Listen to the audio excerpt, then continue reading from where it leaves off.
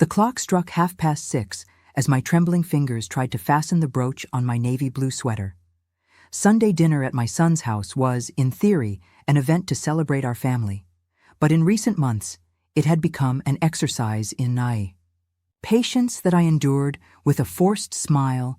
I took a deep breath, trying to convince myself that tonight would be different. My apartment in Beacon Hill was small but cozy. I chose it after Harold, my husband, passed away when I decided to simplify my life to many.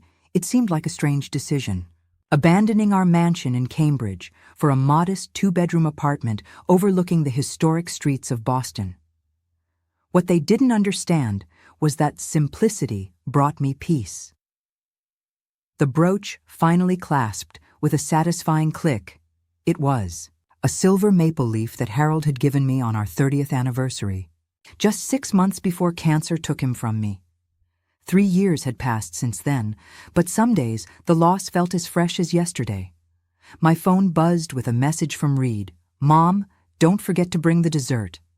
I sighed as if I would forget I had spent the entire afternoon baking an apple pie from scratch using my grandmother's recipe that had been in our family for generations. The aroma still lingered in my small kitchen. The taxi ride to Brooklyn took longer than usual due to a Red Sox game letting out. By the time I arrived at Reed and Dominique's sprawling colonial-style home, it was already 6:45. I was 15 minutes late, and I knew Dominique would make a point of it. "There she is." Dominique's voice rang out as Reed opened the door for me.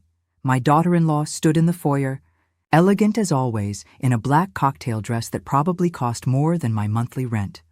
Her blonde hair was pulled back in a sleek ponytail, not a strand out of place. "We were about to start without you, Marlene." Reed gave me an apologetic look as he took the pie from my hands. "Traffic was bad. Honey, the game just finished."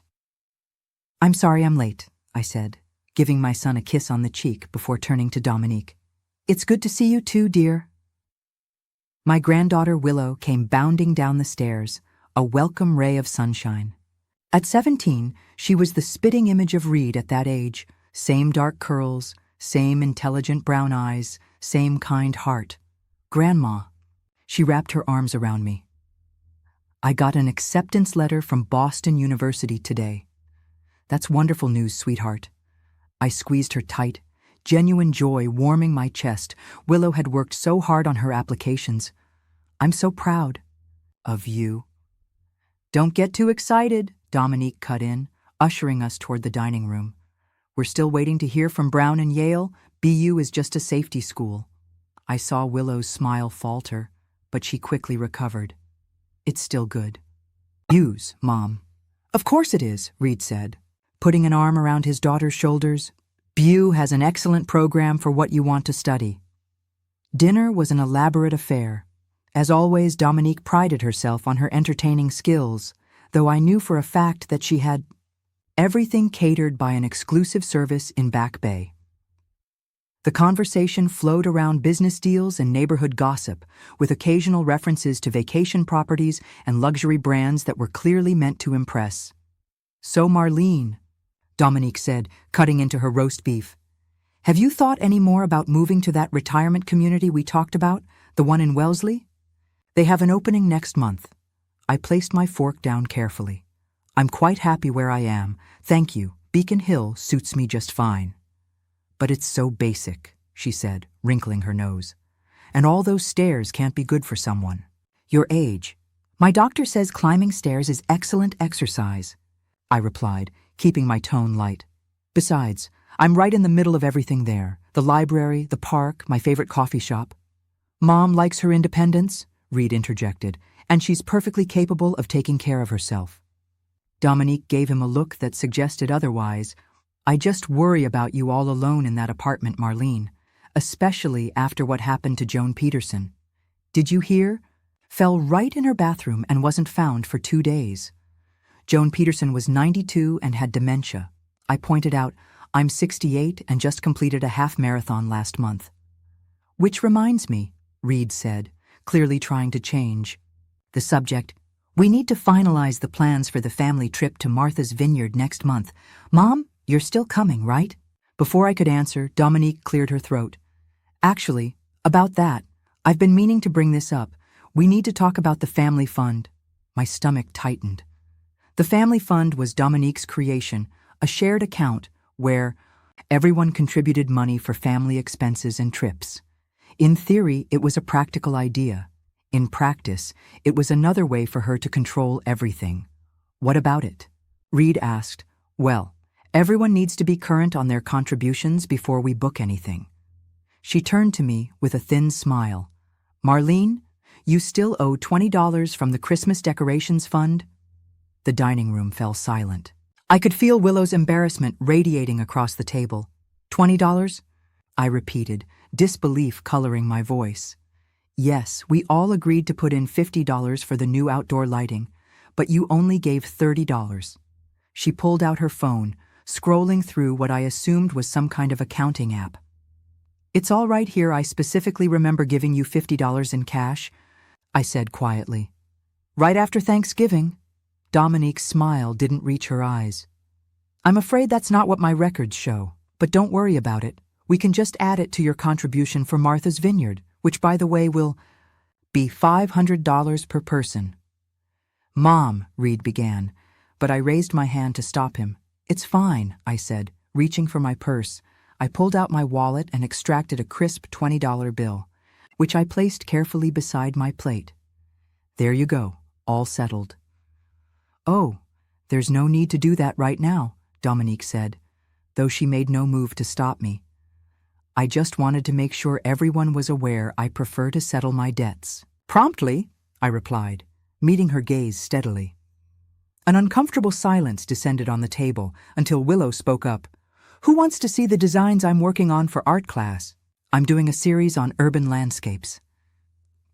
The conversation shifted, but the damage was done. I could feel a familiar tightness in my chest. Not anger exactly, but a deep weariness. This wasn't the first time Dominique had found ways to subtly undermine me in front of Reed and Willow. Usually, I let it slide, choosing peace over confrontation. But tonight, something felt different. As Reed served the apple pie I'd brought, his phone rang. He excused himself to take the call in his study. The moment he was out of earshot, Dominique turned to me. Marlene, I hope you didn't take that the wrong way. I'm just trying to keep our family finances organized. Of course, I said, forcing a smile. I understand completely. It's just that Reed works so hard to provide for this family, and I try to make sure we're being responsible with our money. She lowered her voice conspiratorially. Between us, I worry sometimes that he takes on too much because he feels responsible for you too. My hand froze halfway to my water glass. What do you mean? Well, you know how he is. Always checking on you, making sure you're taken care of. I sometimes think he'd feel less burdened if he knew you were in a proper facility with people looking after you. Willow, who had been texting under the table, looked up sharply. Mom, it's just something to consider, Dominique continued smoothly. After all, we can't expect Reed to support both his own family and his mother indefinitely. The implication hung in the air, clear as crystal. I was a burden, a financial drain on my son's resources. The $20 suddenly felt like a deliberate humiliation rather than a simple accounting error. Before I could respond, Reed returned, looking troubled. That was work I might need to go in early tomorrow to deal with some issues with the department budget on a Monday morning again. Dominique sighed dramatically. This is exactly what I was just saying to your mother. You worked too hard trying to support everyone. I watched my son's face, saw the confusion there as he tried to piece together what he'd missed. Decades of keeping my composure in difficult situations came to my rescue as I stood up, smoothing my skirt. The pie was delicious, Grandma, Willow said, giving me a supportive smile. Thank you, sweetheart. Now I should be heading home. It's getting late. I'll drive you, Reed offered immediately. No need, I said, patting his hand. I've already called for a car. It should be here any minute. This was a lie, but I needed a moment alone, away from the suffocating atmosphere of that dining room. As I gathered my things, I made a decision. After 3 years of quiet acquiescence, it was time for a change, not out of vengeance or spite, but because sometimes the kindest thing you can do for someone is to hold them accountable. Outside in the cool September air, I took out my phone and made 2 calls. The first was to a taxi service. The second was to Quentin Delqua, my oldest friend and attorney. Quentin, it's Marlene. I think it's time we moved forward with the announcement. Yes, all of it. No more hiding. As the taxi arrived, I looked back at the imposing house with its perfectly manicured lawn and expensive cars in the driveway. Dominique had no idea who I really was, but she was about to find out. The next morning, I woke before dawn, a habit I developed during the early years of building my company. Quantum Innovations had started in my garage 35 years ago, when Harold and I had taken our life savings and an idea that most people thought was decades ahead of its time. Now, it was one of the most valuable private technology companies in the world, specializing in quantum computing solutions that had revolutionized everything from medical research to climate science. To most of the world, Quantum's founder was a mystery, a reclusive genius who preferred to remain anonymous while changing the technological landscape. Even Reed didn't know the full extent of my involvement or wealth. After Harold died, I had stepped back from day-to-day operations, though I still chaired the board and held controlling interest in the company. My phone rang at precisely 7. It was Valencia Thornton, my closest friend and the current CEO of Quantum. "Are you sure about this, Marlene?" she asked without preamble. "Once we announce the IPO and your identity goes public, there's no going back." "I'm sure," I replied, watching the sunrise paint the Boston skyline in shades of gold. "It's time, Val. I'm tired of hiding. The financial press is going to have a field day. Mysterious billionaire revealed as 68-year-old grandmother." The headlines write themselves. I laughed. Let them have their fun. Just make sure the announcement goes out today, exactly as we discussed. After hanging up, I dressed carefully in one of the few designer outfits I kept for board meetings. A tailored charcoal pantsuit that Harold always said made me look like I could conquer the world. Today, that's exactly what I plan to do. Quentin met me at his office downtown, legal documents spread across his mahogany desk. At 70, with a shock of white hair and piercing blue eyes, he still commanded attention in any room. "The papers are ready," he said, sliding a folder toward me. "Once you sign these, $12 billion worth of company shares will be restructured exactly as you've specified." I opened the folder and reviewed the documents one last time. Most of my wealth would go into a foundation dedicated to education and environmental causes. A significant portion would be set aside for Willow when she turned 25, and Reed would receive enough to ensure he never had to worry about money again. As for Dominique, well, she wasn't being cut out entirely, but she was about to learn a valuable lesson about respecting your elders. "Let's do it," I said, picking up the pen. The news broke at exactly 9:30 a.m. I was sitting in Quentin's office, watching the financial channels on his wall-mounted television as the announcement scrolled across the bottom of the screen.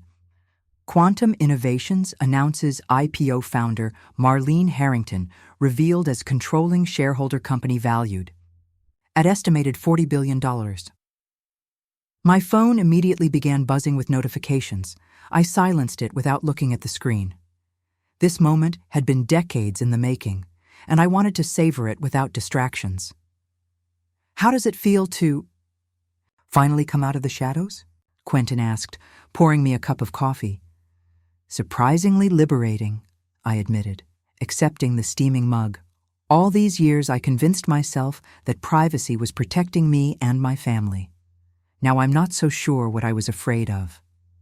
The door to Quentin's office burst open, and Valencia rushed in, her typically composed demeanor replaced by barely contained excitement.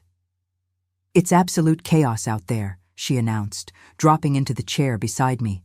"The stock market is going wild. Every news outlet in the country is trying to get a statement, and social media is exploding with the hashtag, You're Marlene Harrington." I couldn't help but laugh. 15 minutes of fame at 68, Harold would have found that hilarious. "More like 15 decades, Quentin muttered. Turning up the volume on the television, a financial analyst was speaking animatedly. Omnium, one of the most significant tech revelations in recent history. Marlene Harrington has managed to build a multi-billion-dollar quantum computing empire while remaining completely anonymous. The question on everyone's mind is, who exactly is this woman? Valencia handed me her tablet displaying an article from the Wall Street Journal with my old graduate school photo prominently featured. The headline read, "The Invisible Billionaire, How Marlene Harrington Built a Tech Giant in Secret." "They're calling you the Ghost CEO, she said with a grin.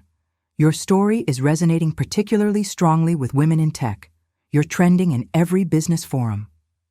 I skimmed the article, shaking my head in mild disbelief. They make it sound like I was some kind of tech superhero with a secret identity. "Weren't you?" Quentin raised an eyebrow. "By day, a modest grandmother living in a Beacon Hill apartment. By night, the mastermind behind the most advanced quantum computing company in the world." "When you put it that way, it does sound rather dramatic." I conceded, "But you both know the truth. I never sought the spotlight because it wasn't necessary for what we were building. Harold was the same way." My phone buzzed again, this time with Reed's name flashing on the screen. I took a deep breath. "It's my son, I should take this."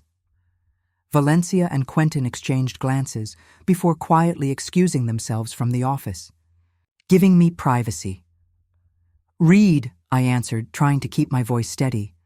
"Mom?" His voice was a mixture of confusion and shock. "There's news about you everywhere, something about quantum innovations. They're saying you're worth billions. This has to be some kind of mistake, right?" I closed my eyes briefly. "It's not a mistake, Reed. I am the founder of Quantum Innovations. I have been from the beginning." Silence stretched between us, punctuated only by his audible breathing. "I don't understand," he finally said. "You and Dad were professors. He taught physics, you taught computer science. How did you? After all, we can't expect Reed to support both his own family and his mother indefinitely." The implication hung in the air, clear as crystal. I was a burden, a financial drain on my son's resources. The $20 suddenly felt like a deliberate humiliation rather than a simple accounting error. Before I could respond, Reed returned, looking troubled. "That was work. I might need to go in early tomorrow to deal with some issues with the department budget on a Monday morning again." Dominique sighed dramatically. "This is exactly what I was just saying to your mother. You worked too hard trying to support everyone." I watched my son's face, saw the confusion there as he tried to piece together what he'd missed. Decades of keeping my composure in difficult situations came to my rescue as I stood up, smoothing my skirt. "The pie was delicious, Grandma," Willow said, giving me a supportive smile. "Thank you, sweetheart. Now I should be heading home. It's getting late." "I'll drive you," Reed offered immediately. "No need," I said, patting his hand. "I've already called for a car. It should be here any minute." This was a lie, but I needed a moment alone, away from the suffocating atmosphere of that dining room. As I gathered my things, I made a decision. After 3 years of quiet acquiescence, it was time for a change, not out of vengeance or spite, but because sometimes the kindest thing you can do for someone is to hold them accountable. Outside in the cool September air, I took out my phone and made 2 calls. The first was to a taxi service. The second was to Quentin Delqua, my oldest friend and attorney. "Quentin, it's Marlene. I think it's time we moved forward with the announcement. Yes, all of it, no more hiding." As the taxi arrived, I looked back at the imposing house with its perfectly manicured lawn and expensive Cars in the driveway, Dominique had no idea who I really was, but she was about to find out. The next morning, I woke before dawn, a habit I developed during the early years of building my company. Quantum Innovations had started in my garage 35 years ago when Harold and I had taken our life savings and an idea that most people thought was decades ahead of its time. Now, it was one of the most valuable private technology companies in the world, specializing in quantum computing solutions that had revolutionized everything from medical research to climate science. To most of the world, Quantum's founder was a mystery, a reclusive genius who preferred to remain anonymous while changing the technological landscape. Even Reed didn't know the full extent of my involvement or wealth. After Harold died, I had stepped back from day-to-day operations, though I still chaired the board and held controlling interest in the company. My phone rang at precisely 7. It was Valencia Thornton, my closest friend and the current CEO of Quantum. "Are you sure about this, Marlene?" she asked without preamble. "Once we announce the IPO and your identity goes public, there's no going back." "I'm sure," I replied, watching the sunrise paint the Boston skyline in shades of gold. "It's time, Val. I'm tired of hiding. The financial press is going to have a field day." Mysterious billionaire revealed as 68-year-old grandmother. The headlines write themselves, I laughed. Let them have their fun. Just make sure the announcement goes out today exactly as we discussed. After hanging up, I dressed carefully in one of the few designer outfits I kept for board meetings, a tailored charcoal pantsuit that Harold always said made me look like I could conquer the world. Today, that's exactly what I plan to do. Quentin met me at his office downtown, legal documents spread across his mahogany desk. At 70, with a shock of white hair and piercing blue eyes, he still commanded attention in any room. "The papers are ready," he said, sliding a folder toward me. "Once you sign these, $12 billion worth of company shares will be restructured exactly as you've specified." I opened the folder and reviewed the documents one last time. Most of my wealth would go into a foundation dedicated to education and environmental causes. A significant portion would be set aside for Willow when she turned 25, and Reed would receive enough to ensure he never had to worry about money again. As for Dominique, well, she wasn't being cut out entirely, but she was about to learn a valuable lesson about respecting your elders. "Let's do it," I said, picking. Up the pen, the news broke at exactly 9:30 a.m. I was sitting in Quentin's office, watching the financial channels on his wall-mounted television as the announcement scrolled across the bottom of the screen. Quantum Innovations announces IPO founder Marlene Harrington revealed as controlling shareholder, company valued at estimated $40 billion. My phone immediately began buzzing with notifications. I silenced it without looking at the screen. This moment had been decades in the making, and I wanted to savor it without distractions. "How does it feel to finally come out of the shadows?" Quentin asked, pouring me a cup of coffee. "Surprisingly liberating," I admitted, accepting the steaming mug. All these years I convinced myself that privacy was protecting me and my family. Now I'm not so sure what I was afraid of. The door to Quentin's office burst open, and Valencia rushed in, her typically composed demeanor replaced by barely contained excitement. "It's absolute chaos out there," she announced, dropping into the chair beside me. "The stock market is going wild.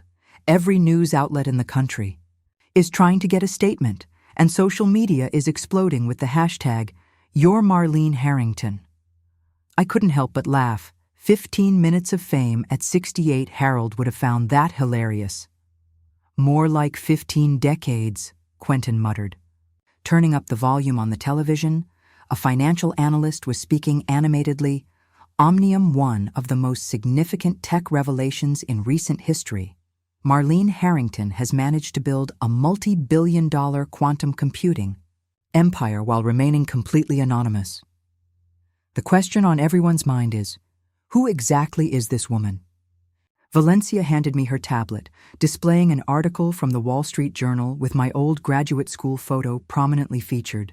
The headline read, "The Invisible Billionaire: How Marlene Harrington Built a Tech Giant in Secret." "They're calling you the Ghost CEO," she said with a grin. "Your story is resonating particularly strongly with women in tech. You're trending in every business forum." I skimmed the article, shaking my head in mild disbelief. They make it sound like I was some kind of tech superhero with a secret identity. Weren't you? Quentin raised an eyebrow. By day, a modest grandmother living in a Beacon Hill apartment by night, the mastermind behind the most advanced quantum computing company in the world. When you put it that way, it does sound rather dramatic. I conceded, but you both know the truth. I never sought the spotlight, because it wasn't necessary for what we were building. Harold was the same way. My phone buzzed again, this time with Reed's name flashing on the screen. I took a deep breath. "It's my son, I should take this." Valencia and Quentin exchanged glances before quietly excusing themselves from the office, giving me privacy. "Reed," I answered, trying to keep my voice steady. "Mom." His voice was a mixture of confusion and shock. "There's news about you everywhere, something about quantum innovations. They're saying you're worth billions. This has to be some kind of mistake, right?" I closed my eyes briefly. "It's not a mistake, Reed. I am the founder of Quantum Innovations. I have been from the beginning." Silence stretched between us, punctuated only by his audible breathing. "I don't understand," he finally said. "You and Dad were professors. He taught physics, you taught computer science. How did you? "Quite the welcoming committee," I observed dryly. Dominique stood from her perch on the edge of the sofa, her posture rigid and her smile painfully forced. "Marlene, what an unexpected development. We thought it would be good to have the family together to discuss this extraordinary news." "I wasn't aware your entire family would be joining us," I replied, nodding politely to her parents. "Well, this affects all of us, doesn't it?" Her mother, Elaine, interjected with a brittle smile. "After all, we're all family here." Family that had never shown much interest in me before today, I noted silently. But I kept my expression pleasant as I took the seat Reed offered me. Willow bounded over to sit beside me, her eyes shining with undisguised admiration. "I still can't believe my grandmother is a tech genius." "Well, I wouldn't go that far," I said modestly. Though the truth was, I had 3 PhDs and held over 40 patents. I was just fortunate to be working in quantum computing when the field was still in its infancy. "And modest, too," Dominique's father remarked with a chuckle that didn't quite reach his eyes. "So Marlene, exactly how much are you worth now? The news reports are throwing around some pretty impressive numbers." Reed looked uncomfortable. "Dad, I don't think it's a fair question," Dominique interrupted. "After all, we've been concerned about Marlene's financial situation for years, trying to help her manage her limited income, and all this time she trailed off. But the accusation hung in the air I had deceived them. Let them believe I was a struggling widow while sitting on a fortune. My net worth is not something I've ever focused on," I said carefully. "The value of quantum innovations has always been in the work we do, the problems we solve, and the people we help. But to answer your question directly, my personal stake in the company is currently valued at approximately $12 billion. The room fell silent. Even Dominique, who had clearly done her research before this meeting, seemed stunned by the number spoken aloud. "Holy Grandma," Willow whispered, earning a sharp look from her mother. "Language," Dominique said automatically, before turning back to me. "Marlene, I have to ask, why the secrecy? Why let us believe you were, well, not wealthy, when clearly you could have afforded a much different lifestyle?" There was hurt in her voice, but also something else: calculation. The wheels were already turning as she reassessed every interaction we'd ever had. "Harold and I made the decision early on to keep our involvement with Quantum private," I explained. "We wanted Reed to grow up normally, not as the child of famous tech entrepreneurs. After Harold died, I saw no reason to change that approach. My life in Beacon Hill suits me. I've never needed or wanted ostentation, but you let us worry. About you? Reed said quietly. All those conversations about retirement communities, about whether you could afford to keep your apartment, you let us think we needed to help you financially. I never asked for financial help, I pointed out gently. In fact, I've always insisted on paying my own way. Except for that $20 you still owed to the family fund, Dominique's sister, Jennifer, said with a nervous laugh, trying to break the tension.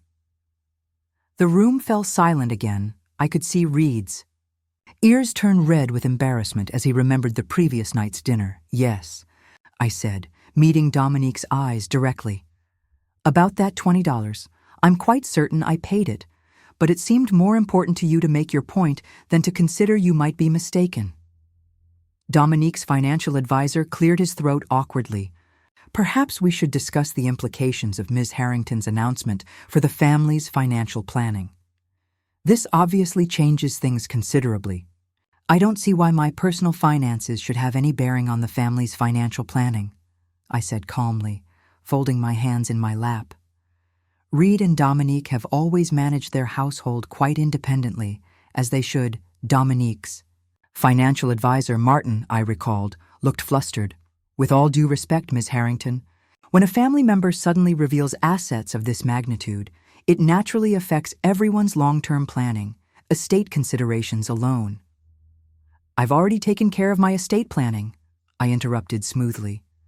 In fact, that was one of the first things I addressed this morning with my attorneys. Reed looked up sharply. You've already changed your will. Not changed, I clarified. Finalized? The plans have been in place for some time, but with the company going public, certain details needed to be formalized. And what exactly are these plans? Dominique asked, leaning forward. Her tone was casual, but I could see the intensity. In her eyes, I considered how much to reveal.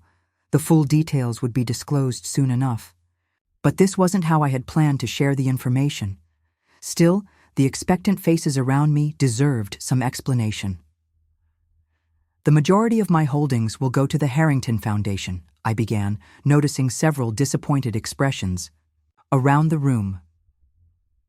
This has always been the plan Harold and I made together, to use our fortune to advance education and research in underserved communities, with a particular focus on environmental sustainability and medical applications of quantum computing. A foundation? Dominique repeated flatly, so the money just disappears into charity.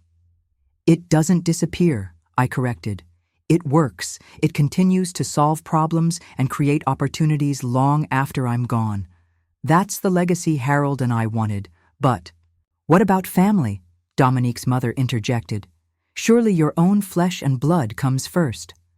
I maintained my composure, though the naked greed in the room was becoming increasingly difficult to ignore. Family is indeed important, which is why I've allocated substantial trusts for both Reed and Willow. Reed shook his head. Mom, I don't need your money. I've built my own career, my own life. I know that, sweetheart, I said with genuine pride. You've always been independent and hardworking, just like your father. The trust isn't because you need it.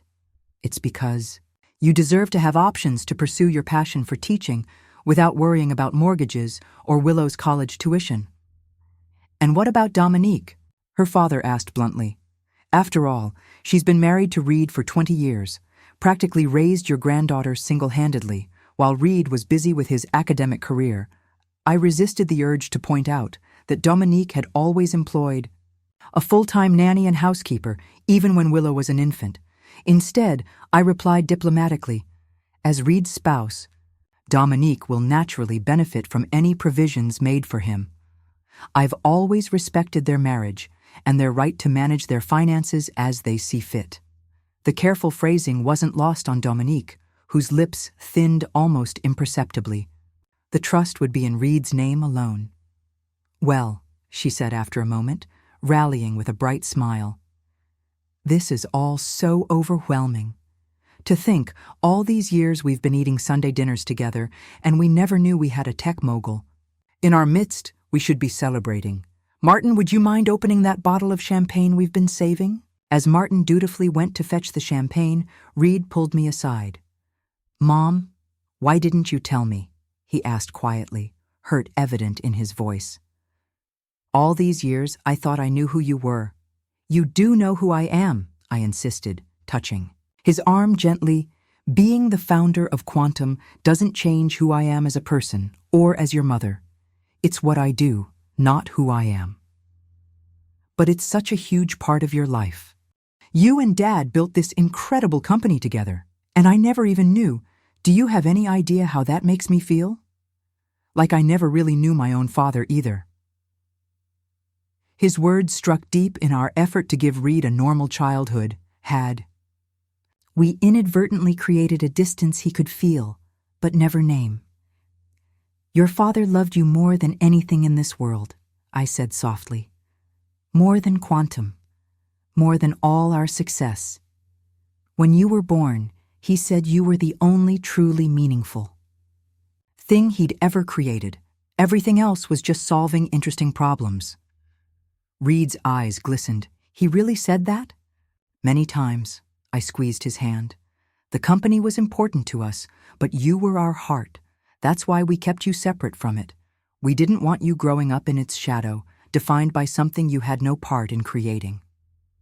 Martin returned with the champagne, and Dominique called everyone to attention.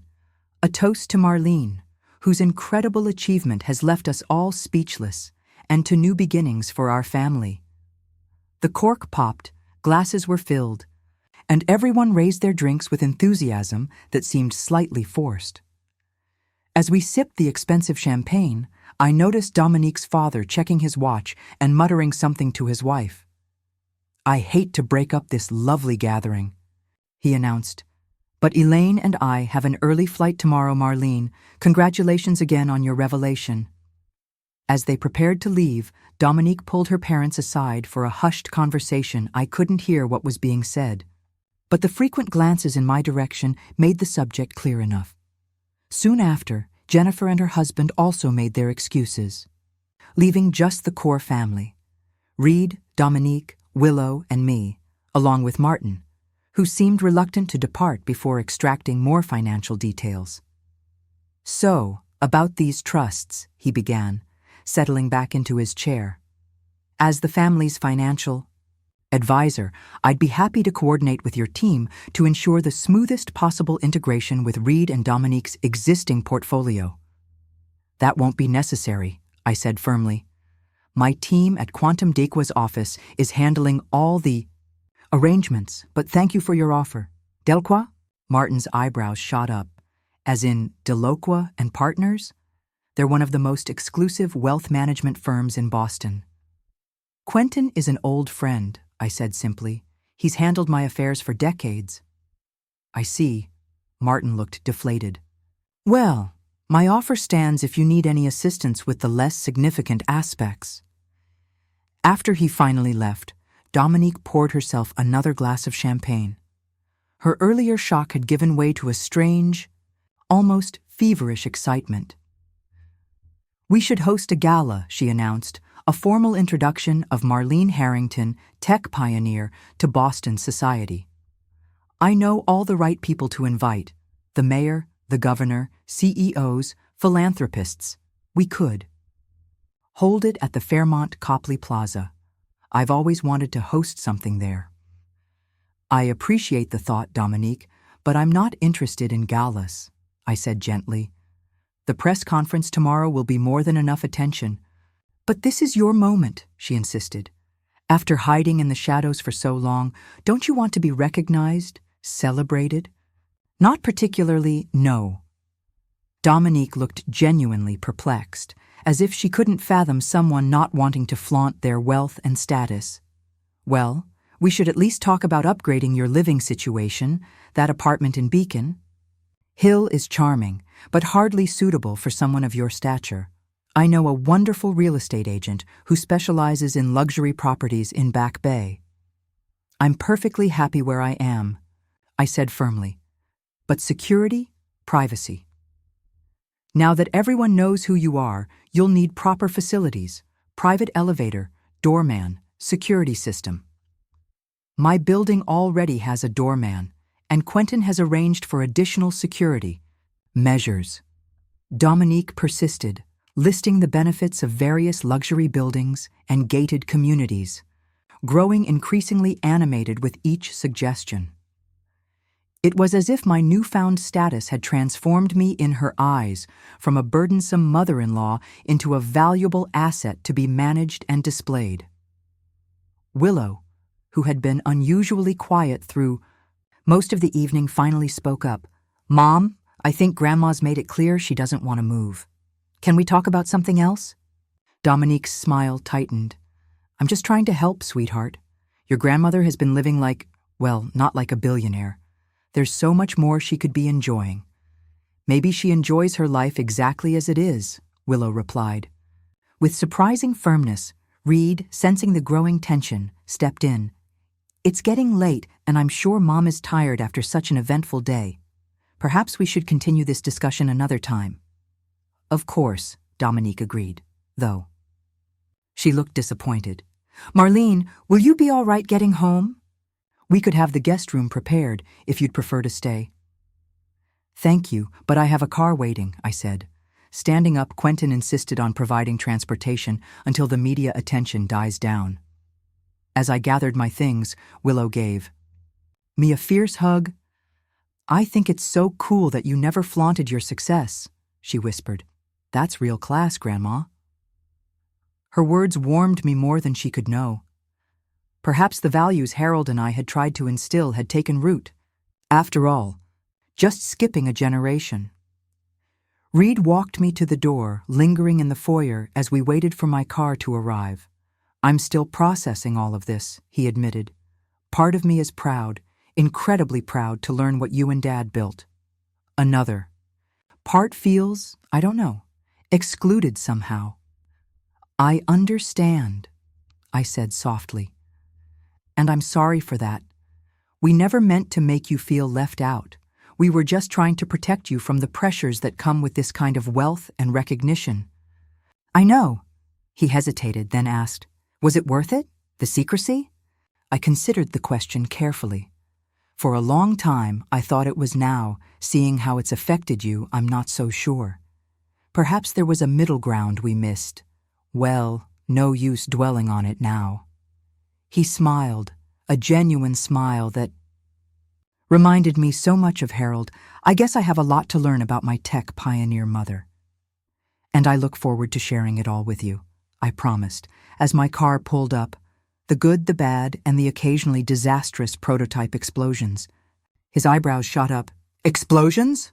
"Another time?" I laughed, giving him a quick kiss on the cheek. As the car pulled away, I watched Reed standing in the doorway of his home, waving goodbye. Despite the tension of the evening, I felt a cautious optimism. The truth was, finally, out. For better or worse, what happened next would depend on how each of us chose to handle it. The following morning dawned bright and clear, a perfect New England autumn day. My phone had been buzzing continuously since 5 a.m. with messages from Valencia, Quentin, and various quantum executives about the press conference. The company's PR team had set everything up at the Four Seasons Hotel downtown, with tight security to manage the expected media crush. I dressed carefully in a tailored navy suit, professional, but not ostentatious, and arranged my silver hair in its usual neat bob. In the bathroom mirror, I studied my reflection, the fine lines around my eyes, the determined set of my jaw that Harold had always claimed was my problem-solving face. I wondered what he would make of all this, probably laugh and say about time, "The world knew what I've always known." "You're extraordinary, Marlene." The drive to the hotel was silent, my thoughts turning to the speech I had prepared. After decades of anonymity, I was about to step into a spotlight I had deliberately avoided. The irony wasn't lost on me. Valencia met me in a private room, adjacent to the hotel's grand ballroom where the press conference would be held. She looked elegant as always, though the slight shadows under her eyes suggested she hadn't slept much. "The room is already at capacity," she reported.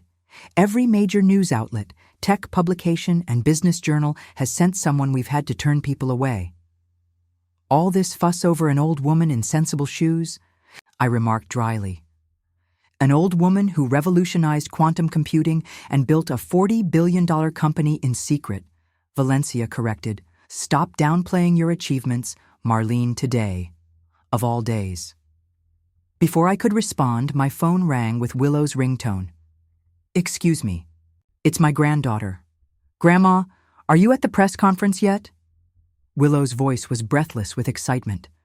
"About to go on in 15 minutes, I confirmed. Shouldn't you be in school?" "Mom called me in sick so we could watch the live stream. She's invited like 20 people over. Business associates, friends, even our neighbors. She's serving mimosas and has the caterers setting up a full brunch spread."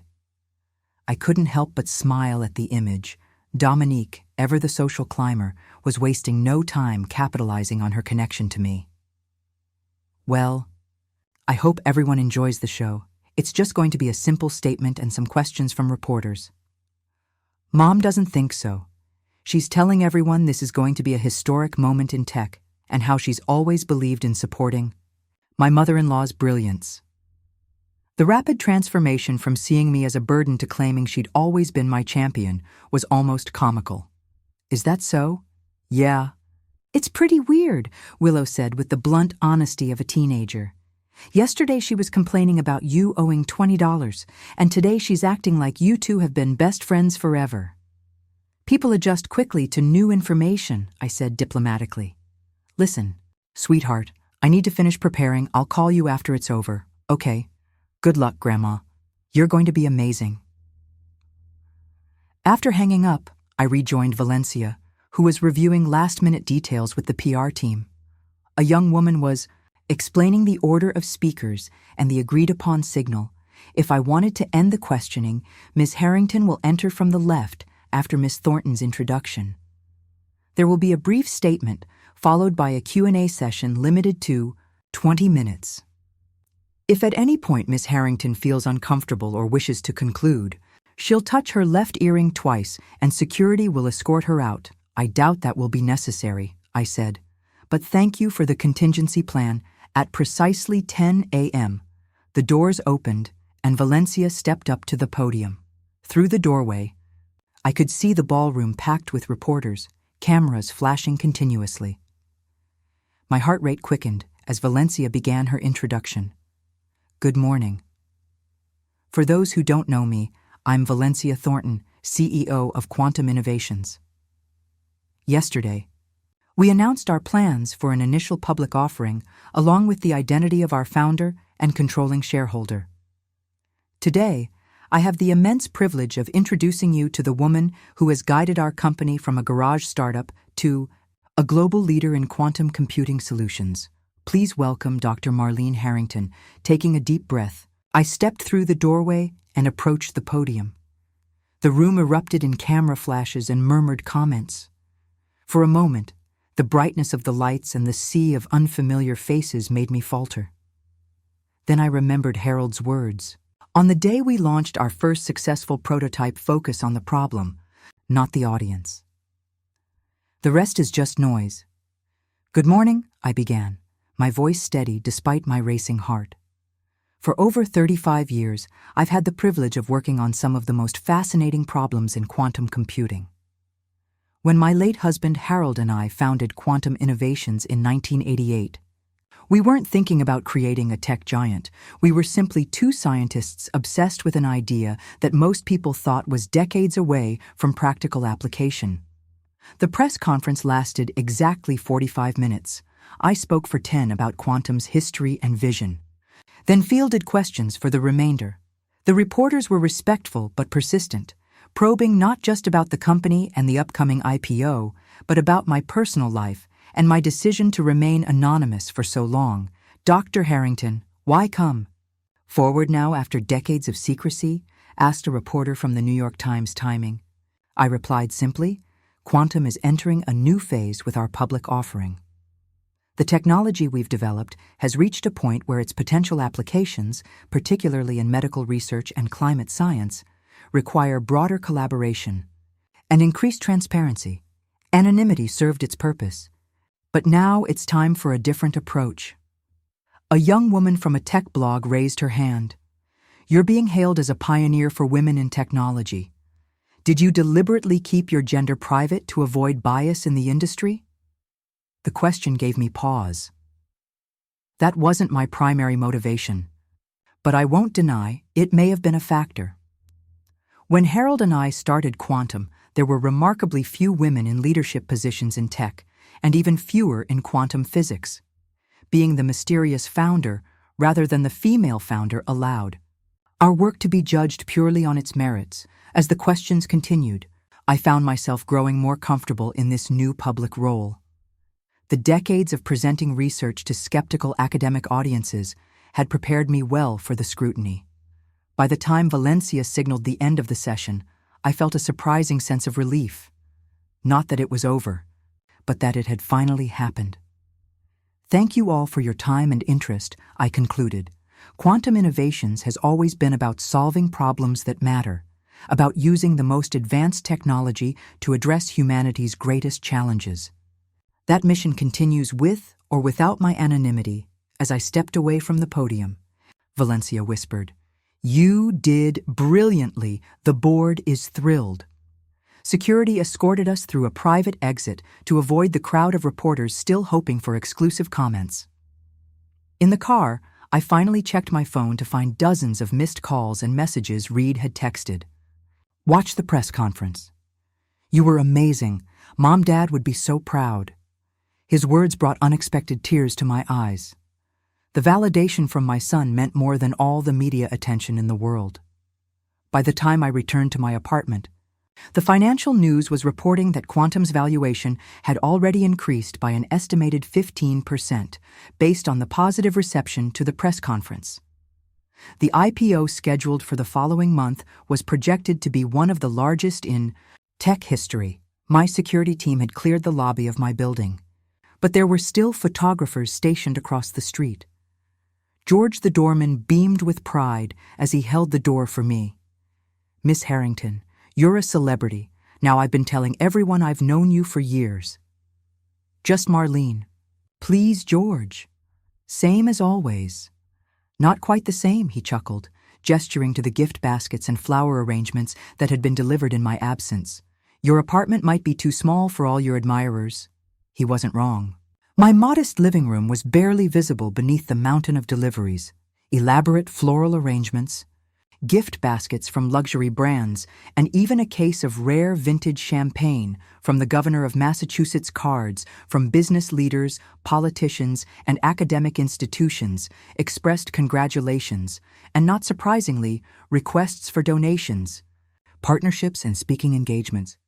I was sorting through the cards when my phone rang with Dominique's ringtone. I braced myself before answering. "Marlene, you were absolutely magnificent." Her voice was effusive with admiration that had been conspicuously absent during our 20 years of knowing each other. Everyone at my viewing party was so impressed. "Senator Wilson's wife asked if you might consider speaking at her charity gala next month." "Thank you, Dominique, but I'm trying to limit my public appearances." "Oh, but this is for childhood cancer research, such an important cause, and the guest list is extremely exclusive. Just the sort of connections someone in your position should be cultivating." I suppressed a sigh. "I'll consider it. How's Reed doing with all this?" "He's been on the phone all day with colleagues and friends. Everyone's calling to say they saw his mother on CNN and MSNBC. He's practically a celebrity by association." She paused, then added with a hint of calculation, "We've been thinking it might be nice to host a small family dinner this weekend, just the four of us. Plus maybe Valencia and Quentin Reed would love to learn more about Quantum's early days."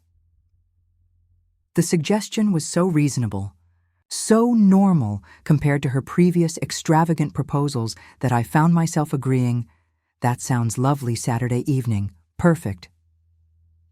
"And Marlene, I wanted to apologize for the misunderstanding about the family fund. $20 seems so trivial now. doesn't it? It always was, I replied gently. The amount was never the issue, Dominique. There was an awkward pause before she hurried on. Well, water under the bridge. I'll send a car for you on Saturday at 7. After we hung up, I sat in my favorite armchair by the window, gazing out at the Boston skyline as the afternoon sun cast long shadows across the city. So much had changed in just 48 hours, and yet here I was, still in my familiar apartment with my familiar routines. My reverie was interrupted by another call, this time from Quentin. I assume you've seen the market reaction? He asked without preamble. Valencia mentioned something about increased valuation. That's putting it mildly. The tech sector is going wild. Your personal net worth has increased by nearly $2 billion since this morning. I laughed softly. Funny how I don't feel any different. That's because you've always understood what most wealthy people never learn. Money is just a tool, not an identity. Quentin's voice softened. Harold would be proud, Marlene, not of the billions or the headlines, but of how you've handled all this with grace and purpose. I hope so, I murmured, thinking of my late husband's practical wisdom and unfailing integrity. Sometimes I still find myself wondering what he would do in certain situations. You. Do exactly what you're doing, using success as a platform for greater impact. Quentin cleared his throat. Speaking of which, the foundation paperwork is complete. The initial endowment will be transferred as soon as the IPO concludes. Excellent. And the trust for Reed and Willow is also ready?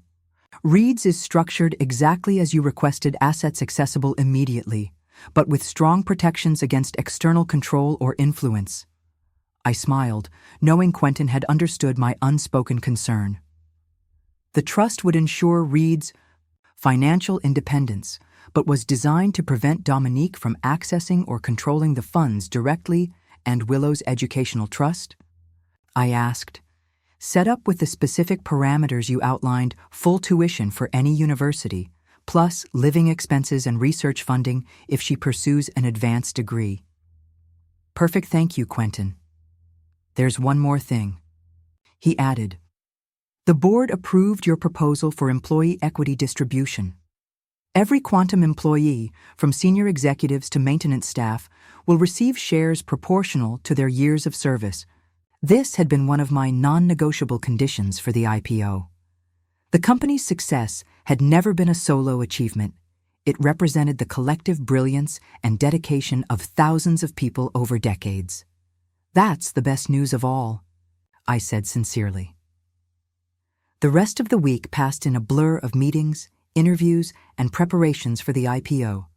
I found myself settling into a new routine, mornings at Quantum's headquarters downtown, afternoons working with the Harrington Foundation team to define our initial grant focus areas, and evenings back in my apartment, often with Valencia or Quentin joining me for dinner to discuss the day's developments. By Saturday, I was looking forward to a quieter evening with family. When the car arrived to take me to Reed and Dominique's, I was surprised to find Willow inside, waiting for me. "Grandma," she exclaimed, giving me a warm hug as I slid into the seat beside her. "Mom sent me to be your escort. She's in full hostess mode tonight, even hired a professional chef instead of using her regular caterer." "I'm honored," I said dryly. "How have you been? Holding up with all the attention?" Willow rolled her eyes. "It's bizarre. Suddenly, everyone at school wants to be my friend. Even teachers are treating me differently. Mr. Sanderson, my physics teacher, asked if you might consider giving a guest lecture someday. Would you want me to? I asked, genuinely curious about how she was processing her grandmother's sudden celebrity. Actually, yes, she admitted with a shy smile. I'm kind of proud to be related to a quantum computing pioneer. Plus, it might help my college applications. I laughed. I doubt you'll need any help there. Your academic record speaks for itself. About college? Willow hesitated. I've been thinking I applied to Brown and Yale because Mom was set on the Ivy League. But what I really want is MIT's program in computational science. Their quantum information science track is the best in the country. It certainly is, I agreed, feeling a surge of pride. Why haven't you mentioned this before? She shrugged. Mom says MIT is for socially awkward geniuses who don't know how to network properly. She wants me somewhere with more well-rounded future leaders. And what does your father say? Dad says I should go wherever I'll be happiest. But you know how it is? Mom tends to get her way in these discussions. I nodded thoughtfully. Well, for what it's worth, I think you should apply where your passion leads you. Life is too short to pursue someone else's dream. When we arrived at the house, I was relieved to see that Dominique had indeed kept the gathering small as promised. Valencia and Quentin were already there, chatting with Reed in the living room, while Dominique directed staff in putting final touches on the elegantly set dining table. Marlene, she greeted me with air kisses to both cheeks. You look wonderful. That shade of emerald green is perfect with your coloring. Thank you, I replied, somewhat taken aback by the warmth of her reception. Something? Smells delicious. Chef Bernard's signature Coke OA, she said proudly. I remembered you mentioning once that you enjoyed it during a trip to France. I was touched and surprised that she had recalled such a detail from a conversation years ago. Perhaps there was hope for our relationship after. All dinner was a surprisingly pleasant affair. The conversation flowed easily, with Reed asking thoughtful questions about Quantum's early days and the technical challenges we'd overcome.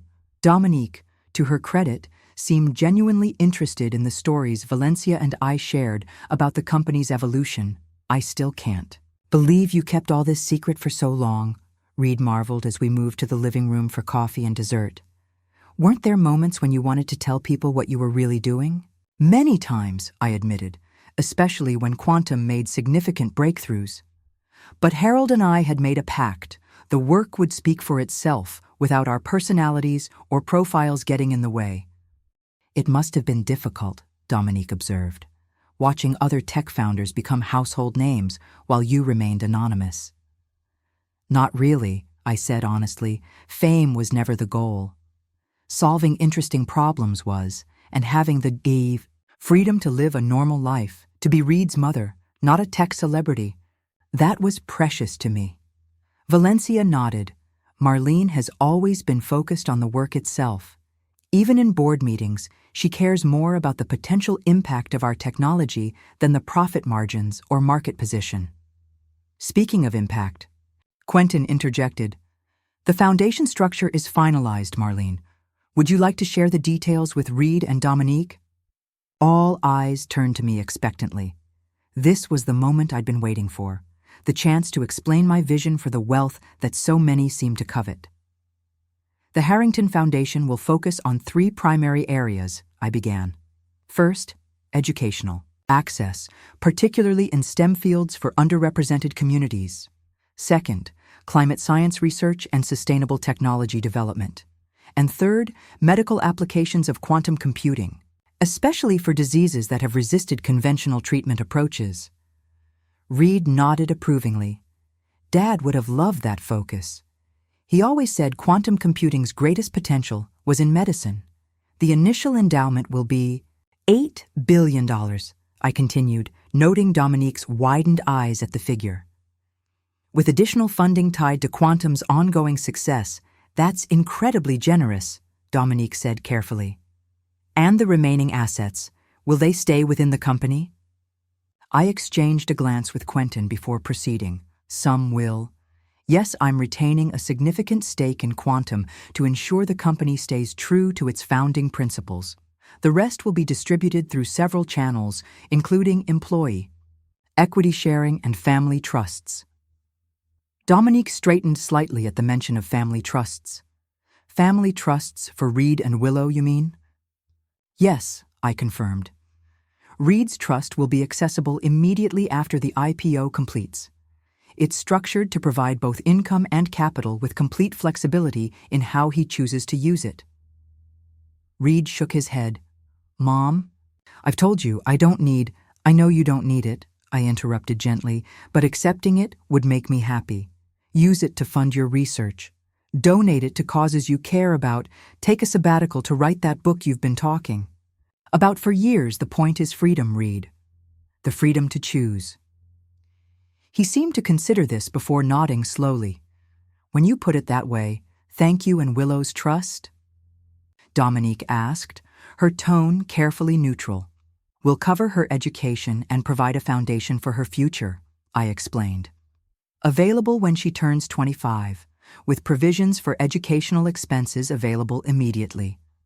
How substantial are these trusts? Dominique ventured. Quentin answered before I could. Reed's trust will be valued at approximately $200 million, with Willow's at half that amount, growing until she comes of age. A strangled sound escaped Dominique's throat before. She quickly composed herself. That's very generous. Marlene. It's what Harold and I always intended, I said simply. To make a difference in the world, but also to ensure our family would be secure without being defined by wealth.